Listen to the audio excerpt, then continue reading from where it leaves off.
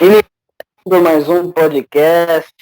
Hoje o meu convidado é o presidente da ala jovem do Podemos e pré-candidato a vereador no município de São Paulo, Rodrigo Viana. Boa noite, Rodrigo. Estou gravando à noite. Boa noite, André. Prazer e satisfação estar contigo e todo o pessoal que acompanha seu podcast. E estamos aí à disposição. Eu que agradeço. Então, iniciando, eu já queria perguntar logo de cara que você é do partido que vai apoiar, muito provavelmente vai apoiar o Bruno Covas para a reeleição. Qual é a sua avaliação à atual gestão do prefeito Bruno Covas? Eu sou até um pouco suspeito de falar do Bruno. Comecei na política em 2009, no PSDB. O Bruno era presidente nacional da juventude do PSDB. Aí fiz a campanha dele para deputado estadual em 2010, a reeleição dele para deputado estadual e depois a eleição dele para deputado federal em 2014. Então, gosto e admiro muito o Bruno. Com toda a dificuldade que estamos tendo, todas as prefeituras têm no geral, com problema de caixa, todo momento de recessão que o Brasil passou, eu acho que a gestão, a administração do prefeito Bruno está até que boa, conseguindo resolver os problemas da cidade, e então acho que tem uma chance boa de fazer uma boa eleição esse ano. E São Paulo vem tendo alguns problemas como enchentes, há muitos roubos, assaltos, né? A criminalidade é alta. E como você, como vereador, como você pretende assim ter alguma proposta para combater esses problemas, os principais problemas da cidade? Então, a questão de segurança é mais voltada à questão do Estado, né, que cuida das polícias, tanto militar, civil, científica. O que a cidade pode fazer na questão de segurança melhorar a iluminação. Tem um plano na cidade de troca das luzes para luz de LED. Eu acho que é bem interessante você iluminar mais a cidade. É o que a prefeitura pode fazer. Ajudar colocando a Guarda Civil na rua, a Guarda Civil Metropolitana, que é municipal. Então, acho que a parte de segurança da parte da prefeitura, ela é muito limitada porque é uma questão mais ligada ao Estado. Mas acho que essa questão da iluminação, eu acho que ela é o principal que a prefeitura pode fazer.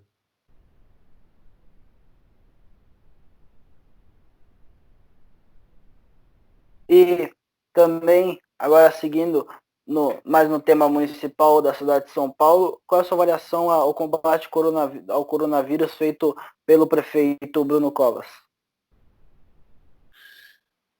É um desafio difícil. Ele está tentando manter o controle da questão do isolamento. Nos primeiros dias tivemos uma taxa alta de isolamento, próximo dos 60%, que é o ideal. Hoje, acho que, se eu não me engano, foi menos de 50%, foi 49%, alguma coisa, eu acho assim. Então ela está muito longe do ideal. Ele tentou restringir a circulação das pessoas até com o carro, foi para colocando barreiras na cidade para as pessoas, para desestimular o uso do carro, não deu muito certo. Agora a cidade está aplicando uma questão de rodízio diferente do que era adotado na cidade. A cidade usava o rodízio pelas placas. Cada dia da semana eram dois números de placa final. E agora será um dia ímpar e um dia par, que vai poder rodar na cidade. Vamos ver se começa na segunda-feira agora que vem. Vamos ver se dessa forma a gente consegue restringir, senão a gente não vai conseguir abaixar os números que estão aumentando. Senão vai chegar um momento que vamos precisar de um lockdown, como está tendo em São Luís do Maranhão, se não me engano, em Belém já está tendo. Então, se não melhorar, a gente vai chegar nesse ponto. Mas no que tange a ele, está fazendo o máximo para que possa aumentar o isolamento e acabar o mais rápido possível com essa pandemia. E seguindo mais no tema do coronavírus, como você citou aí na sua fala, sobre o lockdown. Hoje, no dia que estamos gravando, o coronavírus, as mortes pelo Covid-19 bateram um recorde e chegaram a 10 mil mortes. Agora, o que eu queria saber de você, o que você pensa de um lockdown no Brasil e na cidade de São Paulo? Seria bom ou não seria bom?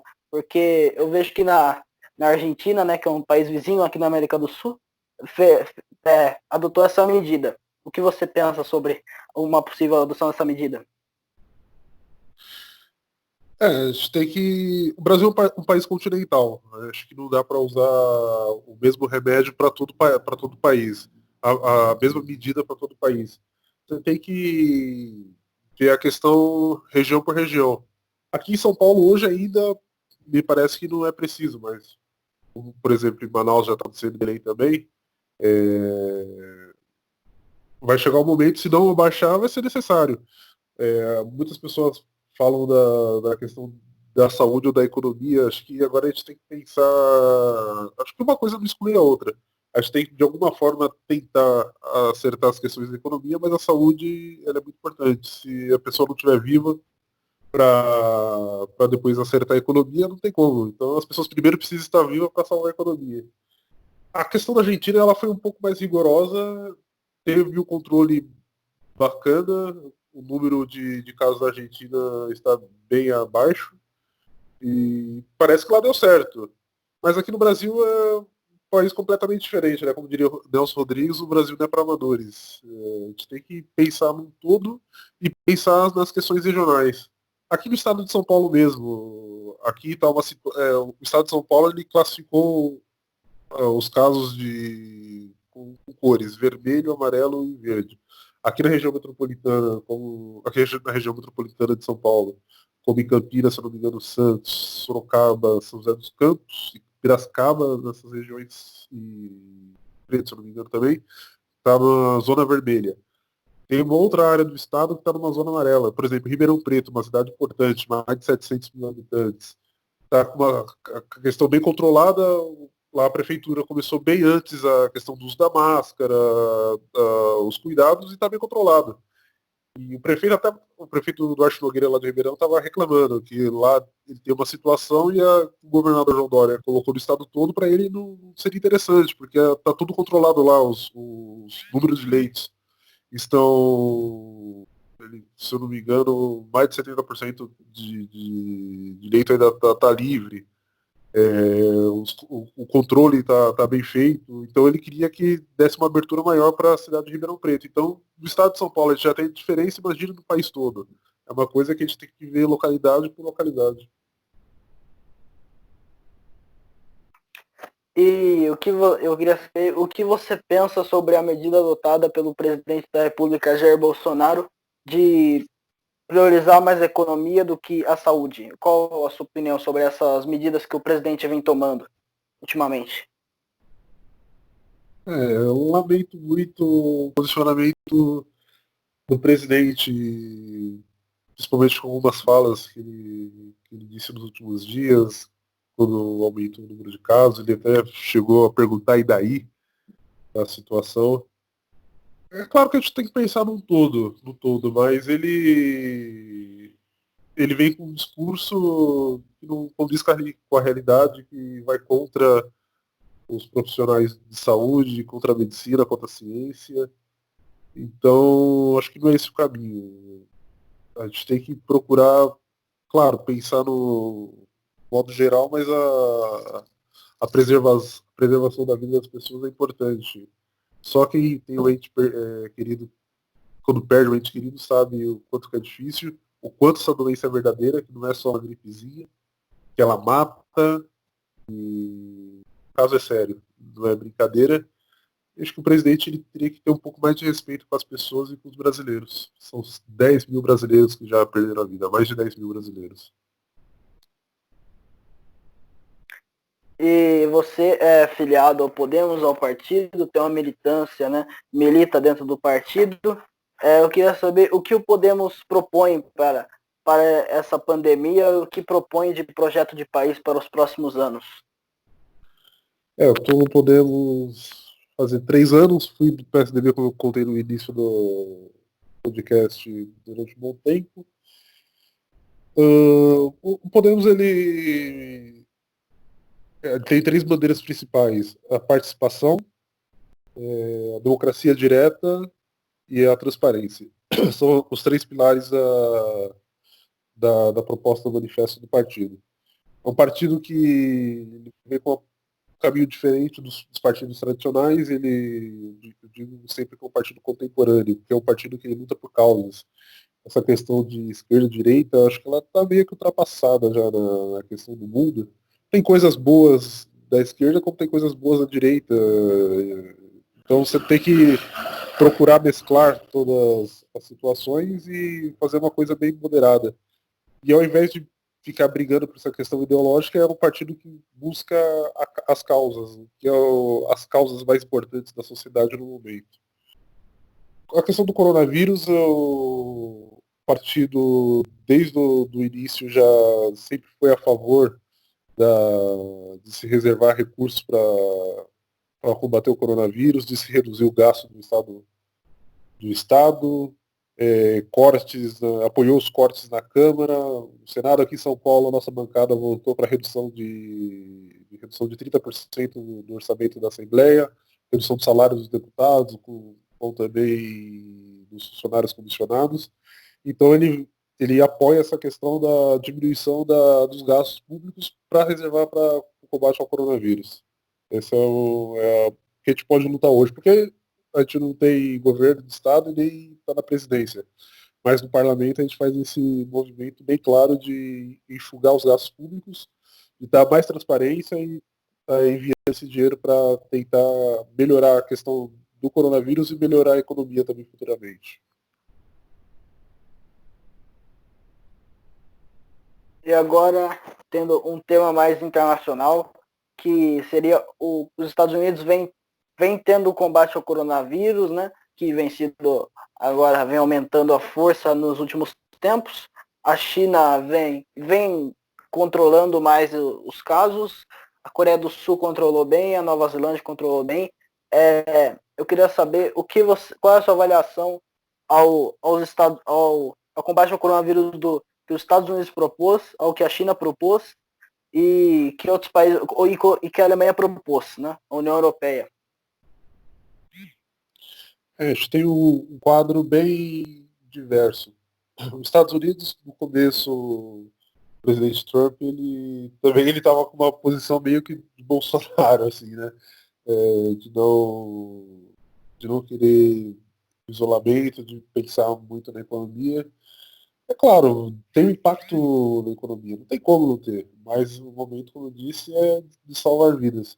Depois foram aumentando os números de casos nos Estados Unidos, ele foi vendo que a situação era séria, apoiou a questão do isolamento. Alguns estados queriam voltar antes do tempo para o fim do isolamento, ele foi contra, então ele já viu a realidade. No caso, como aconteceu em Milão. O prefeito de Milão também foi contra o isolamento no início, chegaram a fazer campanha contra o isolamento lá na Itália, em Milão, e foi o desastre que foi lá na Itália. Depois o prefeito teve que pedir desculpa à sociedade, porque ele viu que não é assim, o tanto de morte que poderia ter sido evitado se fosse feita a coisa correta. A questão da Coreia do Sul e de alguns outros países é meio diferente por conta que é uma coisa que a gente não consegue fazer no Brasil, que é que ter um número grande de testagem. Lá eles conseguiram testar a população em massa e conseguiram ter esse controle e voltar um pouco mais cedo, porque sabia-se quem estava já infectado já poderia voltar e foi tendo um controle maior. Acho que a situação é essa, os países fazerem o isolamento corretamente e fazer a testagem. Infelizmente aqui no Brasil a gente não tem essa testagem, pode ser que os números que a gente apresente estejam muito fora da realidade. A gente tenha muito mais casos confirmados, mas não confirmados porque não tem exame, mas muitos casos que ainda possa existir, e pode ser que tenha até mortes que foram pelo Covid-19, mas por não haver testagem suficiente, a gente não ficou sabendo. Então é bem diversa a situação do mundo, né? Eu acho que o exemplo da Coreia do Sul, na questão da testagem é perfeita. A Alemanha também foi bem, parece que já tá para voltar até o futebol lá, o campeonato alemão, no dia 16, se não me engano. Então, também deu uma boa controlada. Acho que a coisa acabou degringolando mais aqui nas Américas. Aqui nos Estados Unidos, na América do Norte e agora no Brasil. E tudo indica que a gente não está nem na metade ainda do que vai acontecer ainda aqui no Brasil. Acho que hoje o epicentro da questão é os Estados Unidos, mas pode ser que o Brasil acabe assumindo esse posto, porque já começou a cair os números de casos nos Estados Unidos. E a gente está numa crescente. Então é bem preocupante ainda. E sobre os Estados Unidos têm um sistema de federação que dá mais autonomia aos estados e municípios. Você acha que se adotássemos essa medida aqui no Brasil, a cidade de São Paulo e o estado de São Paulo teriam é, melhor nível para negócios e comércios, entre as coisas, melhoraria a situação no Brasil? Ah, sem sombra de dúvidas. Eu sou, por crença, municipalista. Eu acho que o Montoro sempre dizia que as pessoas não vivem no Estado nem na União. Elas moram nos municípios. Então,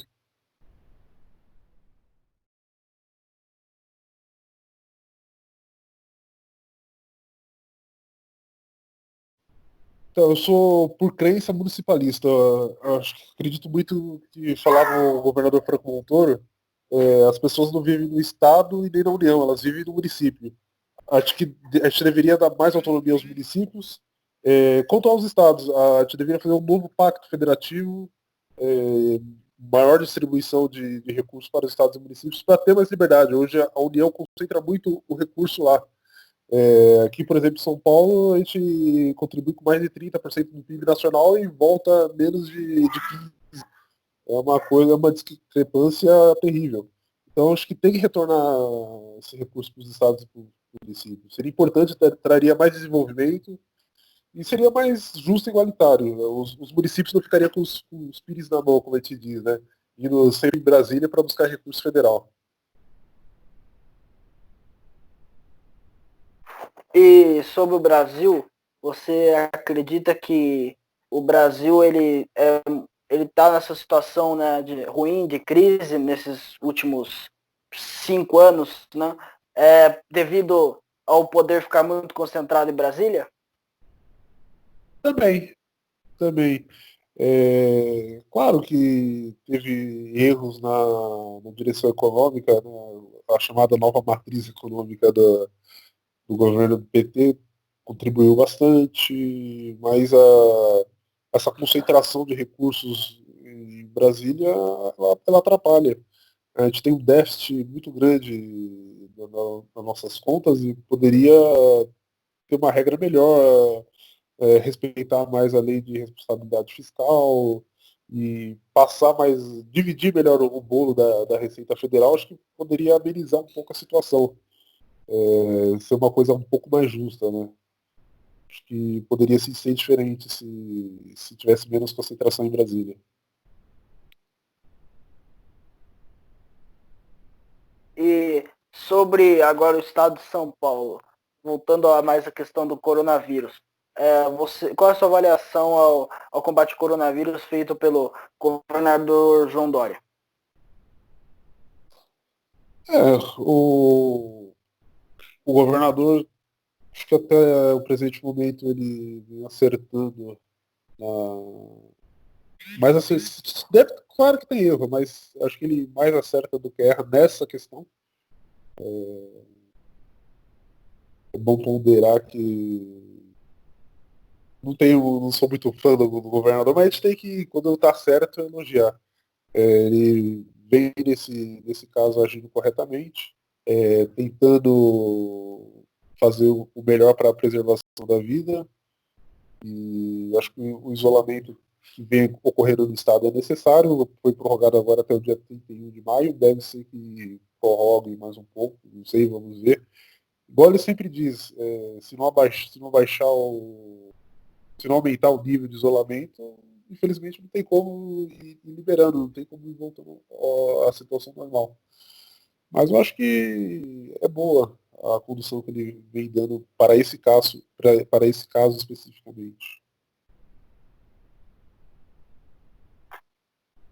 É, o estado de São Paulo vinha tendo alguns problemas com a Previdência. Né?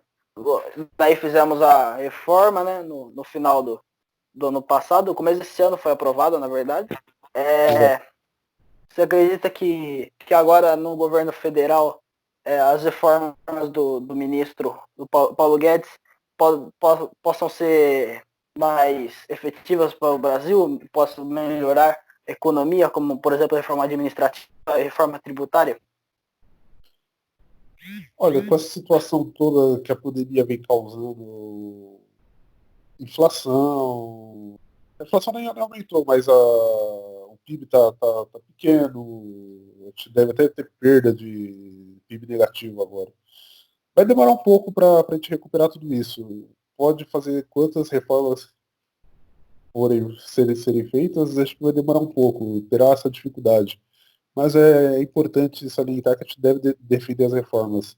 A reforma administrativa, a reforma da Previdência já foi, mas a reforma tributária é muito importante, a simplificação da tributação e uma tributação mais progressiva, acho que seria mais justo e interessante, e muitas outras reformas que podem dar uma modernização no Estado brasileiro, abertura do mercado do Brasil.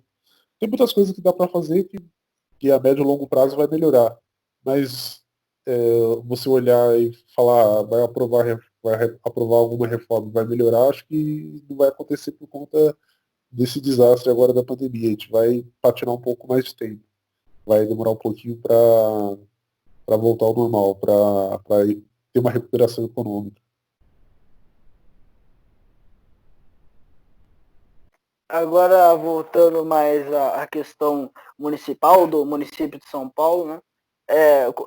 Se eleito vereador, né? Como eu comentei no primeiro podcast, inclusive, com o Fábio, que também é pré-candidato, você cortaria auxílios, como, por exemplo, auxílios, muitos auxílios, né? Tem os vereadores no município de São Paulo. Você cortaria alguns ou continuaria com todos?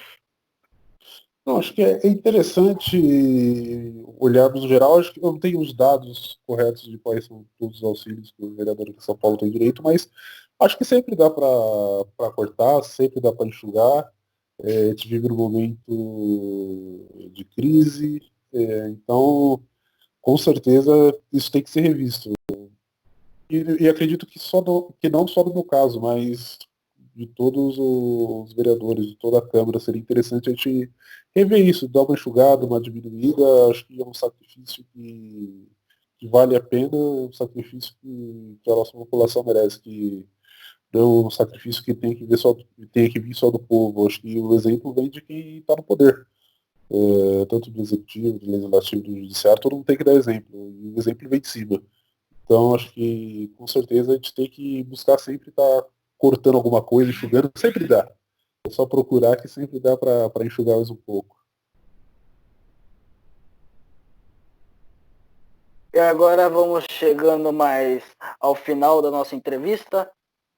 A última pergunta para fechar seria, se eleito também vereador, qual a sua principal proposta para mudar? Alguma proposta, um projeto de lei para a cidade? Qual é o seu principal que você, quando for eleito, você precisa ser o primeiro a se apresentar? Olha, eu tenho muita angústia com várias questões aqui da cidade. Eu acho que uma coisa que me incomoda muito é a falta de planejamento da cidade.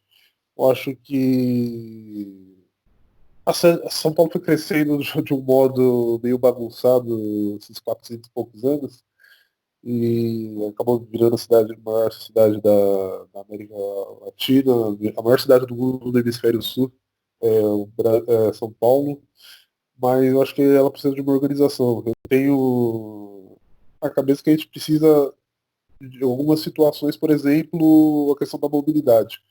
Uma coisa que eu eu acharia importante seria a cidade brigar pelos seus rios. Brigar pelo. Já tem até projeto de lei na cidade para isso, mas acabou não acontecendo de usar o transporte é, de, dos rios da cidade, aproveitar isso. Tem um projeto que já não é municipal, mas sim estadual, que é o do hidroanel metropolitano. Você aproveitaria as questões do Rio Tietê, do Rio Pinheiros, e ele serviria também para limpar os rios e também para o transporte. E a cidade de São Paulo, acho que ela deveria lutar por essa mudança. Seria um novo conceito de cidade, olhar uma cidade por um olhar mais, digamos, arquitetônico do que o olhar do engenheiro, né? Porque o olhar do engenheiro é um, o olhar do arquiteto, o urbanista é outro, né? A gente tem que olhar uma cidade de uma forma diferente. Acho que o projeto primeiro de lei seria esse de olhar os rios da cidade com mais carinho. Bom, chegamos ao final da nossa entrevista. Para fechar, o senhor Rodrigo Viana gostaria de dizer mais alguma coisa para fechar?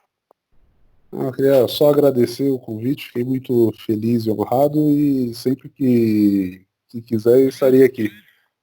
Foi muito agradável e desejar sucesso ao seu podcast. Estou sempre acompanhando aí o seu trabalho e está de parabéns.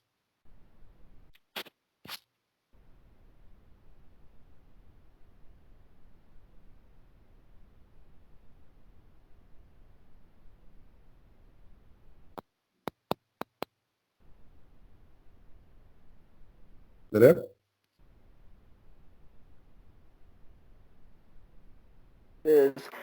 Então, chegamos ao final de mais um podcast. Muito obrigado a você, telespectador, que acompanhou. Antes de terminarmos, eu quero avisar que agora nós temos uma página no Facebook. O link está na descrição, caso você esteja vendo no YouTube. Um abraço, é isso. Sexta-feira tem mais.